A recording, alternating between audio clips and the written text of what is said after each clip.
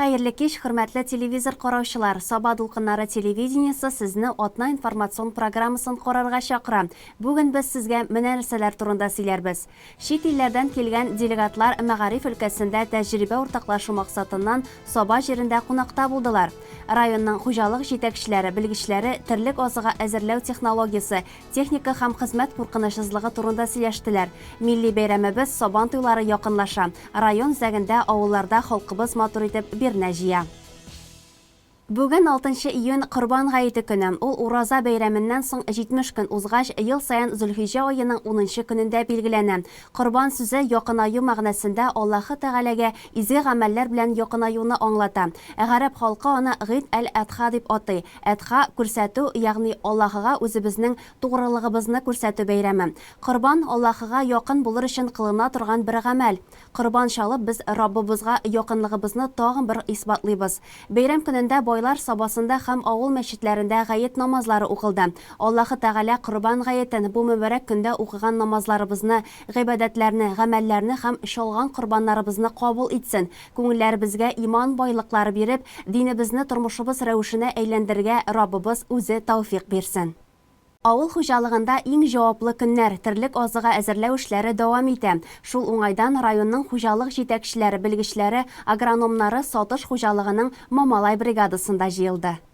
Биредә эшләү технологиясе мәсьәләләренә, техник куркынычсызлыкка игътибар итеп, терлек азыга әзерләүне дөрес итеп башкаруны күз алдында тотып, семинар-киңәшмә үткәрелде. Киңәшмә эшендә район авыл хуҗалыгы һәм азык-төлек идарәсе җитәкчесе Гафур Хәсәншин катнашты. Җитәкче әйтүенчә, районда терлек саны арта бара. Шуңа сенажны 150 мең тонна күләмендә сыйфатлы итеп әзерләсәк, әйбәт булыр иде, диде ул. Бүгенге көндә үсемлекләр, сабан культуралары безнең матурына тикшереш бирделәр, аларны чәчүлекләрне кабул итеп бара, көзге культуралар шактый мул уңыш вәгъдә итәләр. Әмма ләкин әле бу мәйданнарда безнең эшләшләребез күп. Монда инде үсемлекләрне, авыруларны саклау беренче чиратта көзге культураларны һәм инде сабан культураларын чүбүләренә каршы һәм бөтен тулы комплекс яфрактан микроэлементлар белән тукландыру һәм авырларга шулай тулы комплекс чараларны без көзгә тикле үткәргә тиеш. Шул очракта гына без фикерләгән, планлаштырган уңышны җыйнап ала алачакбыз. Бу бик мөһим бүгенге көндә. Узган атнада печән әзерләү өчен уңай һава шартлары булды. Шулай да бөтен мәйданнар да печәнгә түгел, сенаж әзерләүгә күбрәк алына. Чөнки сенаж төп терлек азыгы. Аны әзерләүдә культураларны үстерүнең билгеле бер кагыйдәләре дә бар. Арыш, тритикале, кукуруз, борчак кебек культураларны ничек дөрес итеп үстерергә һәм эшкәртергә, алар нинди авыруларга бирешә дигән сорауларга җаваплар да яңгырады. Киңәшмәдә Саба районы буенча Россельхоз үзәк җитәкчесе Васил Кабиров булар хакында җентекләп аңлатты һәм белгеч буларак үзенең киңәшләрен бирде. Хәзер ата арышның иң без саклап калырга тиешле өлеше, монда карамыз, менә иң саклап калырга тиешле флаговый лист һәм аннан соң яфрак инде, менә шу өлеше безнең здоровый булырга тиеш. Чөнки мөмкин кадәр яфрак мәйданы яфрак узашкан сәй безнең инде җырна тулдыкларак була. Бу ирлек була дип әйтергә кирәк инде. Терлек әзерләү чоры хакындагы сөйләшүләрне кырда дәвам иттеләр. Биредә техника экспозициясе оештырылган иде. Замана бер урында гына тормый. Шуңа да зур шәһәрләрдә чит ил партнерлары белән берлектә авыл хуҗалыгы техникаларын булдыруга, яңартуга бик зур игътибар бирелә. Киңәшмәдә Пермь өлкәсендә һәм Кытайда җитештерелгән печәнне пресслаучы техника тәкъдим ителде. Бу инде үз чиратында хезмәт җитештерүчәнлеген арттыру дигән сүз. Иске техниканы яңасына алмаштырып, кыска срокларда терлек азыгы печәнне, саламны җыеп алу мөмкинлеге бирәчәк. 2018 елда оешып киткән Техногрупп компаниясе Саба районы белән нык элемтәдә тора. Компания вәкилләре телескопик төягеч һәм печәнне рулонга җыя торган агрегат белән таныштырдылар. Бик зур семинар бүген оештырган ул Саба. Бик зур рәхмәт әйтәсе килгән иде аның җитәкчесенә, Гафур Шайхуловичка, килгән катнашкан кешеләргә. Барсына да монда бүгенге көндә 6-7 техника күрсәттеләр. Без инде күрсәттек 2 техника, ул пресс-подборщик һәм телескопический погрузчикны. Кырлар бик матур, күрсәткән эшләребезнең нәтиҗәсе булыр дип көтеп калабыз. Нәрсә дип әйтәсе килә, инде райондагы кешеләрнең барсында якынлашып килүче Сабан туйлары белән котлыйсы килә. Исәнлек, саулык, дөньяларыбыз тыныч булсын, алган техникаларыбыз куаныч китерсен. Мамалай бригадасында эш кайный, кырда бер генә техникада тик тормый. Люцернаның бер өлеше чабылган. Бер техника әлеге үсемлекне таратып турса, икенчесе башка урында ашлама сибә. Басуның калган өлешендә дискатор җир эшкәртә. Белгечләр әйтүенчә, җирдә дым бар. Бу вакытта туфрак та яхшырак эшкәртелә икән. Соңгы елларда илебездә иң күп үзгәрешләр, яңалыклар мәгариф өлкәсендә күзәтелә. Саба районы еш кына аларны өйрәнү, үзләштерү мәйданы да булып тора. Тәҗрибә уртаклашу, өйрәнү өчен ерак өлкәләрдән, чит илләрдән дә коллегалар килә. 1 июнь көне дә вакыйгаларга бик бай булды. Ел сайын май ахырында Казан Федераль университетында педагогик билим бирү темасына багышланган халыкара форум үткәрелә. Быелгы форум кысаларында чит илләрдән килгән делегатлар мәгариф өлкәсендә тәҗрибә уртаклашу өчен Саба җиренә аяк басты. Кунакларны Саба урта мәктәбендә ипитүз, шәкшәк, җыр биюләр белән каршы алдылар. Биредә кунакларга райондагы мәгариф оешмаларының төрле юнәлештәге эшчәнлекләрен тәкъдим иттеләр. Яшь юл хәрәкәте инспекторлары махсус мәйданчыкта үзләренең осталыкларын күрсәттеләр. Җәйге ял һәм сәламәтләндерү лагере, әйдәмәннәр эшчәнлеге, үшәк янында гитарага башкарган җырлар кунакларга аеруча ошады. Спорт белән шөгыльләнүче балалар, төрле фәннәр буенча осталык дәресләре, мастер-класслар да кунакларда бик зур кызыксыну тудырды. И сегодня, честно говоря, очень большое событие, потому что здесь, в Сабинском муниципальном районе, мы показываем нашим зарубежным гостям достижения российской системы образования. Очень часто от недальновидных людей, недалеких людей, приходится слышать критику в адрес нашего образования, что у нас там плохо, здесь чего-то не достает. Вы знаете, я объездил весь мир. Да. Я был во многих странах мира. Я вам однозначно заявляю, что наше образование очень хорошее. Вот сейчас в составе делегации очень много гостей, например, из Китая, из Индии, из Саудовской Аравии. Я скажу для примера, что, например, в Индии 90% населения безграмотно. И такого доступа, таких условий для обучения во многих странах нет. Это признает даже гость из Саудовской Аравии. И то, что для наших детей на примере Сабинского муниципального района созданы такие условия в виде великолепных школ, квалифицированных учителей. И даже сегодня мы им показали детские соревнования по правилам дорожного движения. Да. Летние лагеря, поверьте мне, это далеко не в каждой стране мира есть, а если это есть, то это очень дорого. У нас есть социальная политика. И поэтому я благодарю руководителей Сабинского муниципального района за то, что они нас пригласили, и на их примере мы можем показать наше настоящее российское образование и поднять его престиж. Россия мәгариф системасының иң яхшы якларын, педагогик эшчәнлекнең төрле юнәлешләрен күреп, чит илдән килгән мөгаллимнәр соклануларын яшермәделәр. Укучылар коллективын оештырган остазлар, мәктәптәге техник җиһазланыш та кунакларны әсир итте. Мәсәлән, Һиндстаннан килгән профессор Балван Сингхның 90% ватандашлары грамоталылыктан, билим алудан мәхрүм. Professor Balwant Singh, working as chairman of the Pratap College of Education. Профессор Балван является президентом Партапского педагогического колледжа, который находится в Лудхиане, провинция Пенджаб, Индия. Профессор Балван Сингх. Профессор здесь в составе делегации из Казанского федерального университета и приехал специально к его дорогому другу Ильфат Фатовичу. Он пожелал успехов всем участникам этого летнего лагеря, летней школы и также спортсменам. Кунакларны һәр җирдә Саба районы мәгариф бүлеге җитәкчесе Ильфат Шакиров, мәгариф идарәсе белгечләре озатып һәм таныштырып бирделәр. Саба урта мәктәбендә эшне төгәлләгәннән соң кунакларны Сабаның үзәк мәйданына алып килделәр. Һиндстан, Кытай, Сауд Гарәбистаныннан килгән кунаклар сәхнәдә чыгыш ясап, халыкара балаларны яклау көне белән тәбрикләделәр. Сабыйларга бәхетле киләчәк теләделәр. Алар бик кызыксынып, бөек җиңүнең 80 еллыгына багышлап үткәрелгән "Без җиңүче буын дәвамчылары" дип исемләнгән балалар парадын тамаша кылдылар. Балалар хәрби киемнәргә киенеп строй булып үттеләр. Сугыш чоры техникасын тәкъдим иттеләр. Бу көнне Оникс мәгариф үзәгендә дә күп төрле чаралар үткәрелде. Физика, математика, информатика фәннәреннән тирәнтен белем бирү юнәлешендә әлеге мәктәп берничә ел дәвамында максатчан эш алып бара. Фәнни гыйльми математик үзәк мөгаллимнәре төгәл фәннәргә сәләтле балалар белән шөгыльләнәләр. Казан шәһәреннән килеп дәресләр үткәрәләр. 1 июнь көнне бирегә әлеге үзәк Казан Федераль университеты җитәкчелеге килде. Алар Оникс мәгариф үзәге укучылар, әти-әниләр белән очрашу үткәрделәр. Открываем набор в математические классы. Идея нашего университета состоит в том, чтобы создать в богатых Сабах в районе для всей Республики Татарстан так называемую математическую долину. Это лицей интернатного типа, где дети будут углубленно изучать физику, математику, информатику, с тем, чтобы в дальнейшем стать успешными людьми, независимо от выбранной профессии. Onyx мәгариф үзәге зур үзгәрешләр алдында тора. Июнь башында биредә физика, математика фәннәре буенча интенсив эшләде. Республика буенча 70-тан артык бала интенсив үтте. Сүз уңаеннан 5 июнь көнне төрле төбәкләрдән килгән балалар өчен әлеге мәгариф үзәгенә кабул итү сынаулары үткәрелде. Очрашуда шулай ук фәнни гыйльми математик үзәк җитәкчесе Марат Арысланов чыгыш ясады. Мәскәү дәүләт университеты каршындагы Колмогоров мәктәбе белән таныштырды. Onyx мәгариф үзәге укытучылары да әлеге мәктәп һәм аның укыту программалары белән танышып кайтканнар. Киләчәктә Onyx'та Колмогоров мәктәбе эшчәнлегендә үрнәк алып эшләргә план бар. Максат шу безнең Саба районы өлкәсендә, Саба районында төзелә торган мәктәпне киләчәктә шул дәрәҗәгә күтәрергә. Без менә Илфат Фуатович белән, мәктәп директоры белән, аннан тагын мәктәпнең укытучылары белән булдык Мәскәүдә, ноябрьдә. Шул мәктәпнең җитәкчеләре белән очраштык. Алар безгә pedagogika, metodический ярдәм күрсәтергә сүз бирделәр. Шуның өчен безнең алар белән бу мәсьәлә буенча, шушы мәктәпнең развитиесе буенча мәгълүматлар булачак. Я верю, что действительно в самом ближайшем будущем у нас будут самые выдающиеся математики, вот воспитанники этой школы.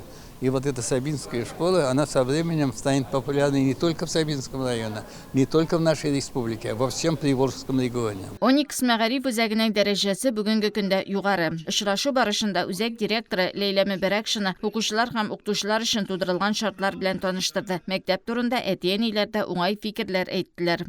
Самые первые впечатления, которые на нас произвела школа, конечно, были 100% положительными, и они в течение этих лет, наоборот, не понижаются, а все время повышаются, потому что преподавательский состав меняется, школа привлекает всегда новых педагогов, открываются всегда новые направления, то есть это дает возможность нашим детям не просто любить учебу, а развиваться еще и уже относительно современной системы обучения, современного образования. Шит илдән килгән кунаклар өчен дә мәктәп белән танышырга, мастер-классларны күзәтергә мөмкинлек бирелде. Алар барсын да кызыксынып күзәттеләр. Факультатив рәвештә Кытай телен өйрәнүче укучылар белән аралашудан Кытайдан килгән профессорлар аеруча канәгать калдылар. Сәгуд Гарәбистаныннан килгән профессор шагыйрь Тукай бюстында игътибарсыз калдырмады. Шит илдән килгән кунакларны бу көнне 129 номерлы янгын сүндерү коткару частенә дә алып бардылар. Биредә кунакларны районыбызда шактый еллар эшләп килүче Бала һөнәр проектының ничек тормышка ашырылуы белән таныштырдылар. Төрле җирләрдән килгән кунаклар балаларны янгын сүндерүче һөнәре белән таныштыру процессын күзәттеләр. Бу көнне балалар әлеге һөнәр ияләренең махсус киемнәрен киделәр. Биеккә менгән песине коткардылар. Диспетчер хәбәр алды һәм барсы бергәләшеп янгынны сүндерделәр. Шит илдән килгән делегация ахырдан укытучылар өчен төзелә торган йортлар белән танышты. Кичә Икшермә кадет мәктәбе базасында Кояшкай лагерының беренче сменасы ачылышы булды. Бирегә районыбызның төрле мәктәпләреннән барысы 92 укучы җыелды.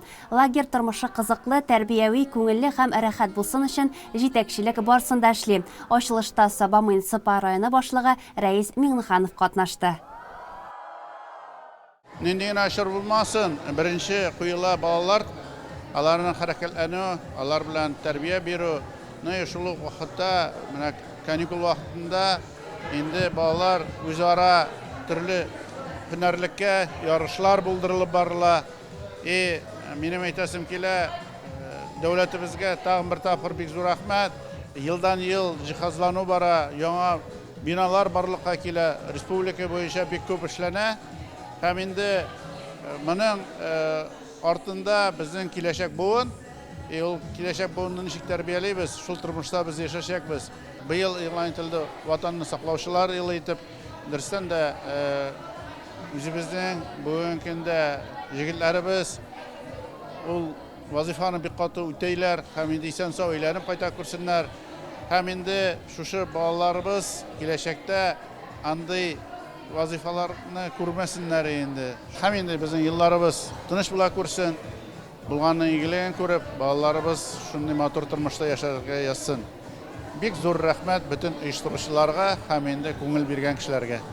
Россияда халыкны социаль яклаулар хезмәте 1701 елда император Петр I указы нигезендә оештырыла. Ә инде социаль хезмәткәрләр көне 2000 елдан Россия президенты фәрманы белән кабул ителеп 8 июньнән бәйрәм ителә башлый. Күп кырлы четерекле, зур сабырлык таләп итүче әлеге хезмәт ияләре өлкәннәргә, караучысыз калган әби-бабайларга, әле алай гына да түгел, ялгышканнарга туры юл, бик күпләргә социаль ярдәм белән бергә рухи яклау да күрсәтүче әлеге хезмәткәрләр турында тулырак Саба муниципаль районының социаль яклау бүлеге җитәкчесе Лилия Гайнетдинова сөйләр. 8 июнь халыкны социаль яклау хезмәткәрләренең һөнәри бәйрәмнәре буларак билгеләп үтелә. Без бу бәйрәмгә зур нәтиҗәләр, зур уңышлар белән киләбез. Районыбызда барлыгы 5 социаль оешма хезмәт күрсәтә. Бу Икшемә авылында урнашкан балалар өчен 25 урынга исәпләнгән приют, шулай ук лесхоз бистәсендә урнашкан өлкәннәр һәм инвалидлар өчен өлкәннәр йорты, ул 80 урынга исәпләнгән. Югары Утар авылында урнашкан психик тайпылышлары булган балалар өчен 80 урынга исәпләнгән балалар йорты, Саба үзәгендә урнашкан өлкәннәрне, инвалид балаларны, авыр хәлдәге гаиләләрне халыкка социаль хезмәт күрсәтү үзәге Балкыш, шулай ук Шәмәрдән бистәсендә урнашкан өлкәннәрне тернәкләндерү үзәге 23 урынга урнашкан тернәкләндерү үзәкләре эшләп килә. Безнең оешмаларда барлыгы 300-дән артык хезмәткәр хезмәт күрсәтә. Тормышыбыз ничек кенә алга китсә дә, социаль яклауга мохтаҗ булган гаиләләребез, өлкәннәребез көннән-көн арта. Безнең хезмәткәрләр бу өлкәннәргә үзләренең җылыларын биреп, гаиләләрендә тапмаган игътибарны биреп, чын күңелдән хезмәтләрен башкаралар, аларга хезмәт куялар. Шушы бәйрәм уңаеннан мин үзебезнең коллегаларымны, ветеран социаль яклау хезмәт өлкәсендә эшләгән ветераннарыбызны, тирә-юньдә яшәүче социаль өлкәдә эшләүчеләрне һәм гомумән социаль яклау хезмәткәрләрен бәйрәм белән котлап үтәсе килә. Аларга сәламәтлек, гаиләләрендә тынычлык, эшләрендә уңышлар телисе килә. Шушы авыр һәм мактаулы, катлаулы эшләрендә уңышлар телим. Хезмәтләре өчен рәхмәт әйтәм бәйрәм белән.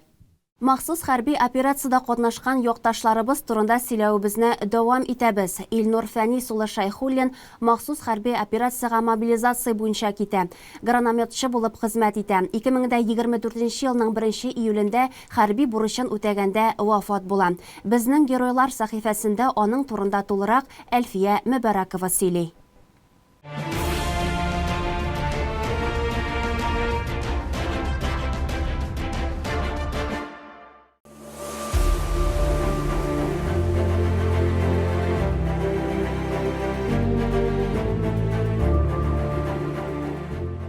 Бу көннәрдә Ильяс авылы халкы белән бергә бөтен районыбыз кешеләре авыр кайгы кичерә. Украина җирендә бара торган махсус хәрби операциядә һәлак булган Илнур Фәнис улы Шайдуллинның җәсәде үз җиренә кайтты. Илнурны яшәгән авылы Ильяс зиратына җирләделәр. Авылдашлары аны бик тырыш, ярдәмчел кеше буларак искә алалар. Измә урта мәктәбен тәмамлагач Илнур авылында кала. Шунда эшли, яши, көн күрә. Илнурның хезмәтен җитәкчеләр дә югары бәяли. Аларның гаиләсенә йорт салып бирәләр. Шушы йортта хәзер аның әнисе, туганы, гаиләсе белән бергә гомер итә. Илнурга махсус хәрби операциягә китәргә дигән кәгазь килгәч, ул бер дә уйлап тормыйча китеп бара. Ул бүгенге көн герое. Илнурны соңгы юлга озатырга республика һәм районыбыз җитәкчеләре, авылдашлары, дуслары, туганнары килгән иде. Урының җәннәттә булсын, батыр егет. Авылдашларның күңелендә син мәңге истә калачаксың.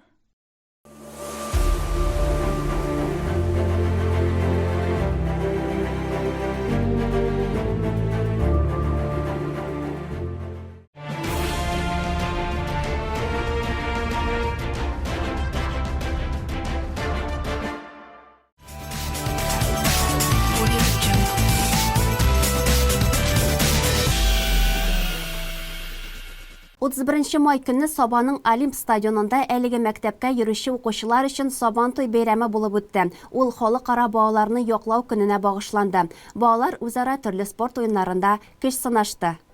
Балаларны Саба районы яшьләр эшләре һәм спорт бүлеге җитәкчесе Ирек Гарипов, Олимп спорт мәктәбе директоры Рифат Хисамов сәламләп бәйрәм белән тәбрикләделәр. Спорт уеннарында балалар бик теләп катнашты. Җирдән этелү, гер күтәрү, төрле дистанцияга йөгерү, кул көрәштерү, турникта тартылу һәм башка ярышлар оештырылды. Шул ук вакытта көрәш төре дә үзенең фанатларын мәйданга җыйган иде. Ә иң күңеллесе уенчыклар кисү уены булгандыр мөгаен, чөнки анда беркем дә бүләксез калмый. Гомумән, Сабан туйларда нинди уеннар була, биредә барысында уйнап карарга мөмкин булды.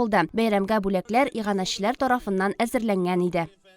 Узган атнада Саба урта мәктәбендә 2011 елгы яшүсмерләр арасында Кыргый апельсин исеме астында төбәк-ара баскетбол турниры үтте. 3 көн дәвамында мәйданчыкта төрле шәһәрләрнең иң көчле командалары катнашында мавыктыргыч баскетбол матчы узды.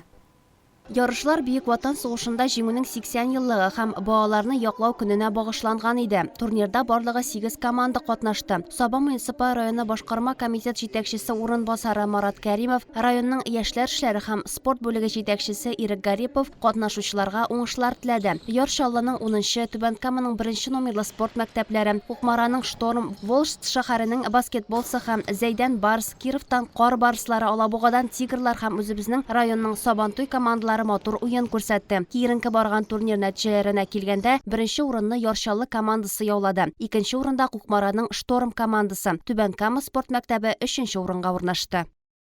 Бүген 6 июнь рус теле көне. Рус теленә багышланган әлеге халыкара көн 2010 елда Берләшкән Милләтләр оешмасы тарафыннан гамәлгә куела. 6 июньдә бөек рус шагыйре Александр Сергеевич Пушкинның туган көнендә билгеләп үтелә. 2011 елның 6 июнендә Россия Федерациясе президенты Дмитрий Медведев тарафыннан рус теле көнен билгеләү һәм ел саен 6 июньдә бөек рус шагыйре, хәзерге рус әдәби теленә нигез салучы Александр Пушкинның туган көнендә билгеләп үтү турында указ имзалана. 6 июньдә бөтен Россия буйлап шагыйр иҗатына багышланган чаралар, әдәби укулар, конкурслар, күргәзмәләр, класс сәгатьләре һәм концертлар уздырыла. Уңайлы шәһәр мөхитен формалаштыру федераль проекты кысаларында 2026 елда төзекләндерү объектларын сайлау буенча ел саен үткәрелә торган бөтен Россия тавыш бирүе башланды. 14 яшькә җиткән һәр райондашыбыз Татарстан Республикасы дәүләт хезмәтләре порталында халыктан сораштырулар сервисы аша һәм Татарстан Республикасы хезмәтләре мобиль кушымтасында яки экраннарыбызда күрсәтелгән QR-код аша 12 июньгә кадәр тавыш бирә ала. Тавыш бирү 1 минут вакыт алачак, әмма аның нәтиҗәләре районыбызның киләчәгенә йогынты ясаячак.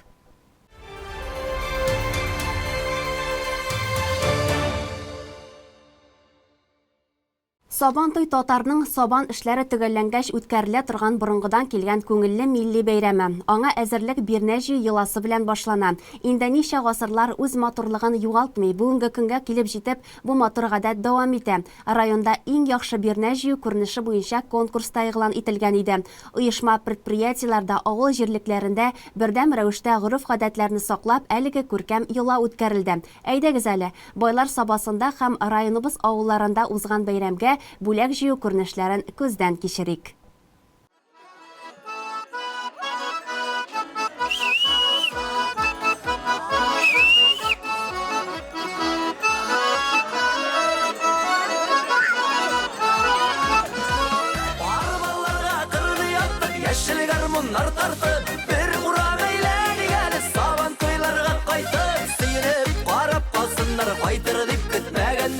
Яшьләрен сөртсеннәр әле безне яр итмәгәннәр. Арбаларга кырны яптып, яшел гармуннар тартып, бер урак әйләник әле сабан туйларга кайтып. Сөенеп карап калсыннар, кайтыр дип көтмәгәннәр. Яшьләрен сөртсеннәр әле безне яр итмәгәннәр.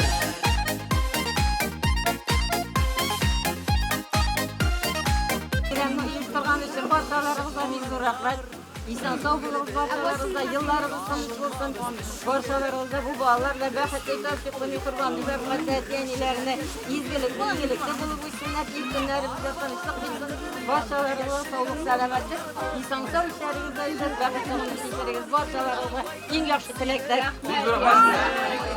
Kütməgənlər, yaşların sürtsünlər, əli bizni yar etməgənlər. Arbalarga qırını yaptıp, yaşını qarmunlar tartıp, bir uğram eylədik əli saban toylarga qaytıp, sıyınıb, arab alsınlar, qaytırdık kütməgənlər. etmegenler, yaşları sürsünler eli bizni yar etmegenler.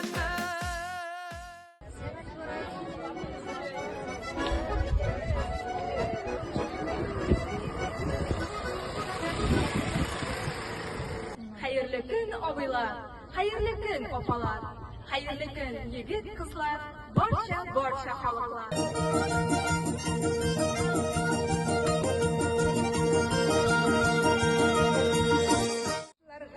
Her bir yılda nasip etsin beyramni, örf gadet yugaltmışa, ütkerik saban toyunu.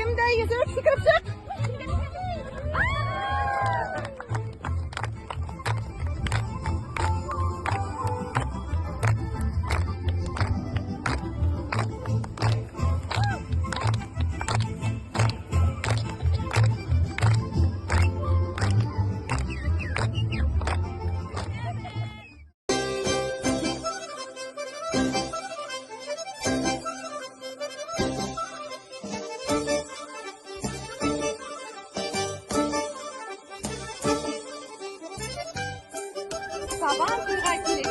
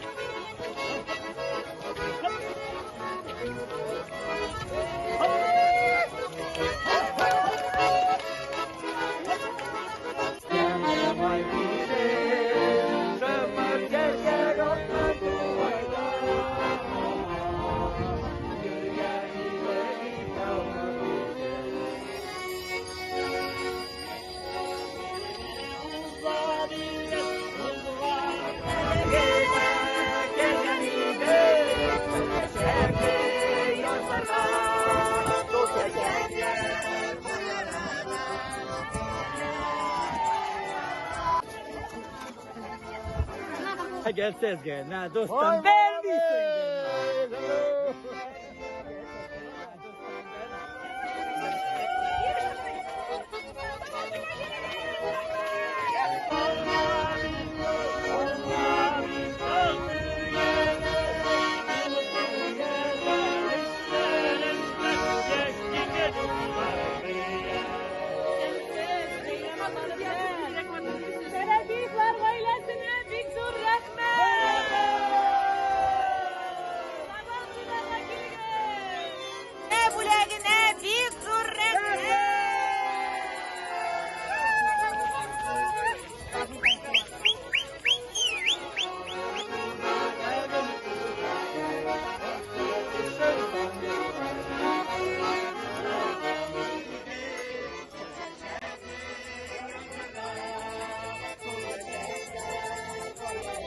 Бәйрәмгә дип әзерләнгән шигуле сөлгем менә.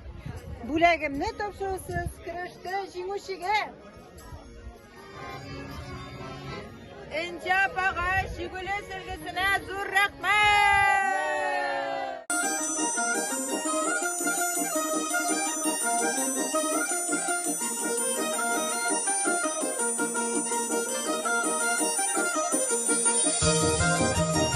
Чәчәккә күмелгән тугайлар, йөннең иң матур көнендә, болынның иң матур җирендә, килегез Сабантуй күрергә! Жүзгін араулар шыңлатып, отла шаба урамынан, қылғаларға алғы келі, дастымалар урамынан. Өйрәнеге жырлап үтіп, яшьләр бүләк җыялар, ойын көлке җыр биюдән, шаугыр килә мәйданнар. Сабантуй авылда, жандамына агыла, бәхет шаталыр насып болсын, ғазиз Татай халқы.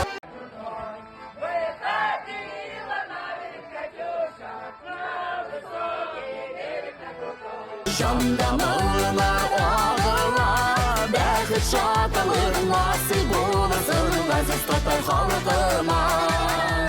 Бәхет шаталыр насып болсын, ғазиз Татай халқыма.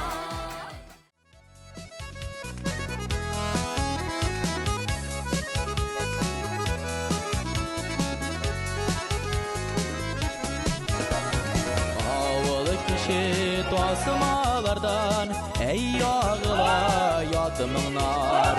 Ненінде мұңысу әлләнінде, дәлісіз қалған гармоннар. Әй тауылым қойдасың мың қойдасың әй тұрам. Аулақ иді қәм гармылы, яшілігі мені сағынам. Әй тауылым қойдасың мың қойдасың әй тұрам. Аулақ иді қәм гармылы, яшілігі мені сағынам.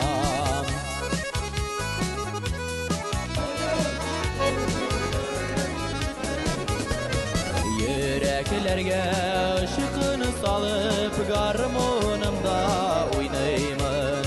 Ауылыма мұңнар беріп, урамынарны бұйылаймын. Әй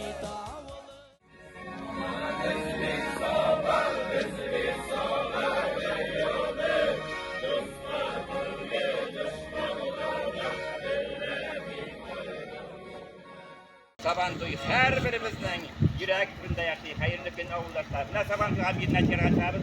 Әйдәгез бергә җырлап башлыйгыз Сабантуйны.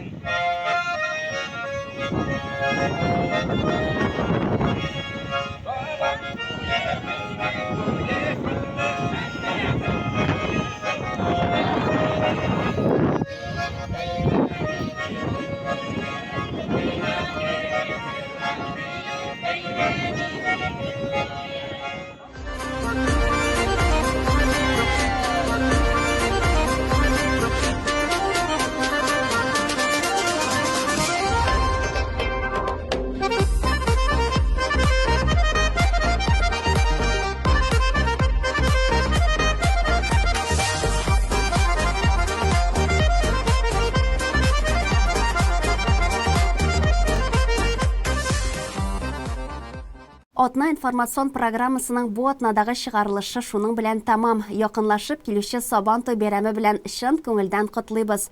Илкеннәребез тыныч, тормышларыбыз мул, имин булсын. Милли бәйрәмебез Сабантуй хәвеф-хәтәрсез күңелле үтсен. Байлар сабасында бәйрәм Сабантуй күңел ачу комплексында иртәгә 7 июнь көндезге сәгать 9-да башлана. Һәм ул безнең Саба дулкыннары телевидениесе, Дулкын радиосы аша туры эфирда трансляцияләнәчәк. Сабантуй мәйданында авыл хуҗалыгы хуҗалыгы һәм агросәнәгать комплексы хезмәтчәннәре тарафыннан оештырылган махсус мәйдан эшләячәк. Мәйданда авыл хуҗалыгында төрле елларда хезмәттә кулланылган техника күргәзмәсе оештырыла. Авылларда исә Сабан туй 8 июнь көнне үтәчәк. Хөрмәтле телевизор караучылар, райондашлар, кайткан кунаклар, сезне Сабан туйда көтеп калабыз. Илләр тыныч, игеннәр мул, халык бәхетле булсын. Хәзер реклама чыгарылышы урын алыр. Киләсе очрашуларга кадәр исән-имин булыгыз. Милли бәйрәмебез Сабан туйлары белән сезне.